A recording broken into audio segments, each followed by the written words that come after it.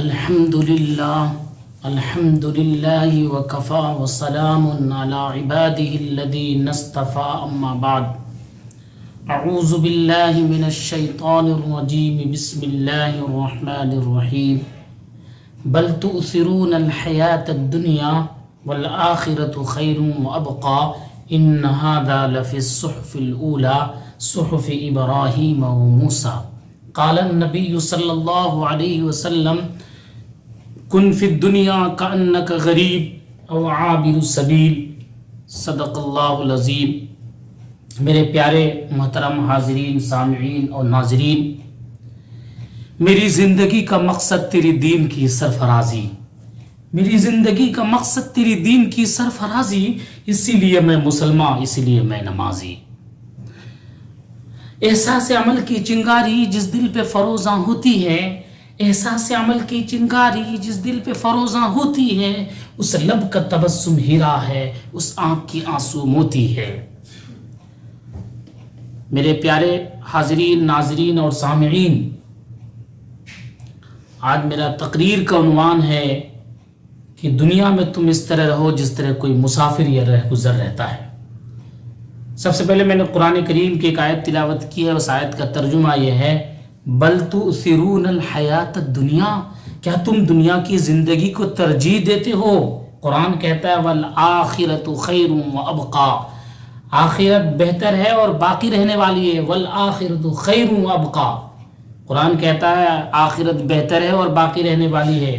اور آگے قرآن کہتا ہے ان ھذا لفی الصحف الاولی، اور یہ جو باتیں ہیں قرآن بیان کر رہا ہے، اس سے پہلے بھی کتابوں میں یہ باتیں آ چکی ہیں، اور قرآن لاسٹ میں یہ کہہ رہا ہے کہ یہ جو باتیں ہیں قرآن بیان کر رہا ہے، یہ بیان اور یہ باتیں، یہ لفظیں، یہ الفاظ اور یہ تمام چیزیں ابراہیم اور موسیٰ علیہ السلام کے صحیفے میں گزر چکے ہیں۔ یہ تو قرآن کی آیت ہوئی، اور دوسری چیز جو میں نے بیان پڑھی ہے وہ حدیث شریفہ ہے۔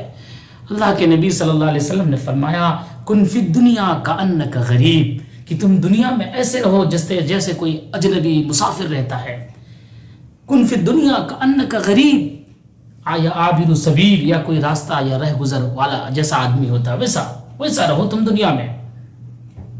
دیکھیے خاص طور پہ اللہ کے نبی صلی اللہ علیہ وسلم نے ایک راہ گزر اور مسافر کی مثال اس لیے دی ہے کہ جب انسان جب گھر سے نکلتا ہے تو وہ جب ریلوے اسٹیشن یا پھر وہ کیا کہتے ہیں ایئرپورٹ یا بس اڈا جہاں بھی وہ پہنچتا ہے، جب تک اس کو گاڑی، بس، ٹرین، جہاز جب تک نہیں مل جاتا تب تک وہ اس جگہ پر کھڑے ہو کر مطلب یوں ہی انتظار کرتا ہے اپنی ساری چیزوں کا، گاڑی کا، بس کا، ٹرین کا، جہاں بھی جا رہے ہیں وہ جس جگہ پہ کھڑے ہیں۔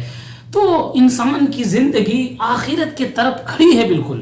ہم ایک مسافر ہیں دنیا میں، ہم اللہ نے جو بھیجا ہے، ہم ایک راستے پہ آ کے کھڑے ہیں، اور مسافر اس وقت تک مسافر ہے جب تک وہ اپنی منزل پہ پہنچ نہ جائے، اور ہماری آخری منزل جو ہے وہ آخرت ہے، ہماری آخری منزل قبر ہے، جہاں پہنچنے کے بعد انسان کو مطلب حساب کتاب جو بھی ہوگا حشر کے میدان میں قیامت کے دن، اس کے بعد جس کو جہاں بھیجنا ہے اللہ تعالیٰ اپنے طرف سے، اپنی رحمت سے، اپنی عنایت سے اپنے بندے کو وہاں بھیج دیں گے۔ مگر ہم سب تو دنیا میں مسافر ہیں، سفر پہ ہیں ابھی ہمارا منزل کوئی نہیں ہے، منزل تو ہماری آخرت ہے۔ تو اس لیے اللہ کے نبی صلی اللہ علیہ وسلم نے خاص طور پہ یہ بات تاکید سے فرمائی کہ اے لوگو تم سب سفر پہ ہو، اپنے آپ کو یہ مت سمجھو کہ میری سفر ختم ہو گئی ہے، بلکہ تم ابھی سفر پہ ہو۔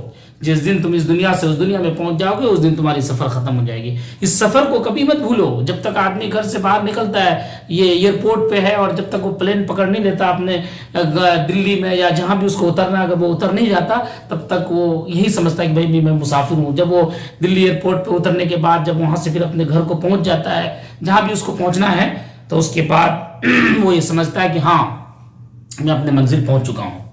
تو میرے بھائی، ہم سب اپنے منزل کے راستے پہ چل رہے ہیں، ہم مسافر ہیں، ہم راہ گزر ہیں، ہم راستے سے گزر رہے ہیں۔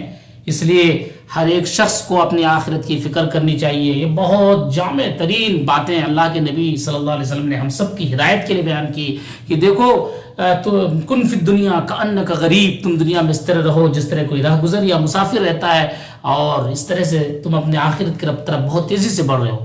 اور سورہ اعلیٰ کی جو آیت ہے وہ آیت ہمیں بہت زبردست طریقے سے جھنجھوڑ رہا ہے کیا تم دنیا کو ترجیح دے رہے ہو؟ کیا تم دنیا کو فوقیت دے رہے ہو؟ کیا تم دنیا کو ہی سب کچھ سمجھ رہے ہو جبکہ یہ دنیا کچھ بھی نہیں ہے؟ تبھی تو اللہ کے نبی سے فرمایا دنیا مزرعۃ الاخرہ، یہ دنیا آخرت کی کھیتی ہے۔ اور حضرات صحابہ ہمیشہ یہ بات کہا کرتے تھے اللہم لا عیش الا عیش الاخرہ، ہماری زندگی نہیں ہے مگر اصل زندگی تو آخرت ہے میرے بھائی۔ یہ دنیا تو بس ایک چل چلاؤ ہے، ایک پانی کا بلبلہ ہے، یہاں انسان آیا ہے ابھی نہیں۔ تو اسی لیے میں یہ بات بہت ہی مضبوطی کے ساتھ آپ تک پہنچا دینا چاہتا ہوں کہ دیکھیے اس جگہ کی فکر کیجئے، وہاں کی تیاری کیجئے جہاں پہ کوئی کسی کا کام نہیں آئے گا، ہر انسان کو خود کا بوجھ خود ہی اٹھانا ہوگا۔ اس پس منظر کو ہم دنیا میں بھی دیکھ رہے ہیں، جس کی جو ذمہ داری ہے اس ذمہ داری کو اس کو خود ہی اٹھانا پڑتا ہے، کوئی دوسرا آدمی کسی کے ذمہ دار نہیں ہوں گے۔ تبھی تو قرآن نے کہا وَلَا تَزِرُ وَازِرَةٌ وِزْرَ أُخْرَىٰ کہ کوئی کسی کا بوجھ نہیں اٹھائے گا قیامت کے دن۔ تو میرے بھائی یہ دنیا ہے، یہ دار العمل ہے، یہاں پر اللہ تعالیٰ نے ہمیں عمل کرنے کے لیے بھیجا ہے، اور عمل کر لیجئے اور اپنے آخرت کو سنوار لیجئے، وہاں کی فکر کیجئے جہاں ہمیں ہمیشہ رہنا ہے۔ وہ زندگی آخرت ہے، وہ زندگی جس زندگی کا نام آخرت ہے، قبر ہے، حشر کا میدان ہے، وہاں پر ہم سب کو ایک دن پہنچنا ہے۔ اس لیے میرے بھائی یہ دنیا دھوکے کا سامان ہے۔ اس دنیا کے بارے میں قرآن کہتا ہے وَمَا الْحَيَاةُ الدُّنْيَا إِلَّا مَتَاعُ الْغُرُورِ، یہ دنیا نہیں ہے مگر ایک دھوکے کا سامان ہے، یہ کھیل اور تماشا ہے، قرآن نے کہا۔ اس لیے آج ہمیں دنیا کی طرف زیادہ دل لگانے کی ضرورت نہیں ہے، دنیا سے زیادہ محبت کرنے کی ضرورت نہیں، کیونکہ اللہ کے نبی صلی اللہ علیہ وسلم نے ایک جگہ فرمایا دنیا حلوہ، کہ دنیا بہت میٹھی ہے، اور جب اس دنیا کے چکر میں انسان پھنستا ہے تو اس کو ایسی میٹھی اور ایسی حلوی لگتی ہے کہ سب کچھ جو سمجھتا ہے یہ دنیا ہی ہے۔ نہیں، وہ ایک مومن اور ایمان والوں کے لیے دنیا کچھ نہیں ہے، اصل ہماری منزل آخرت ہے، جس کو قرآن نے بیان کیا وَالْآخِرَةُ خَيْرٌ وَأَبْقَىٰ، آخرت بہتر ہے، باقی رہنے والی۔ اے عقل مندو، اے انسانوں، اے سمجھداروں، فَاعْتَبِرُوا يَا أُولِي الْأَبْصَارِ، عقل مندوں کے لیے اس میں عبرت ہے۔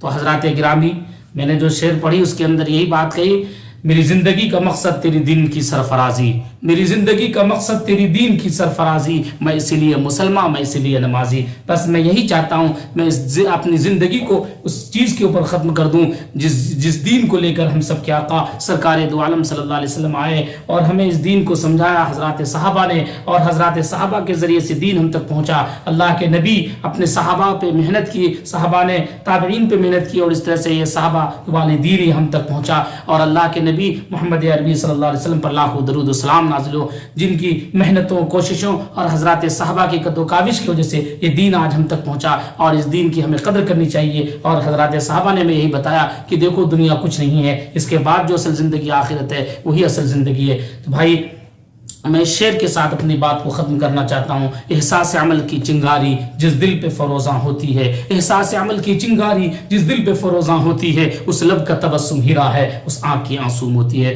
اللہ تبارک و تعالیٰ نے جو کچھ میری زبان سے باتیں نکلوائی ہے، اللہ مجھے بھی عمل کی توفیق دے، اور تمام سامعین، حاضرین، ناظرین، جہاں تک میری بات پہنچ رہی ان سب کو اللہ عمل کی توفیق دے۔ آمین۔ وآخر الدعوانا ان الحمد للہ رب العالمین۔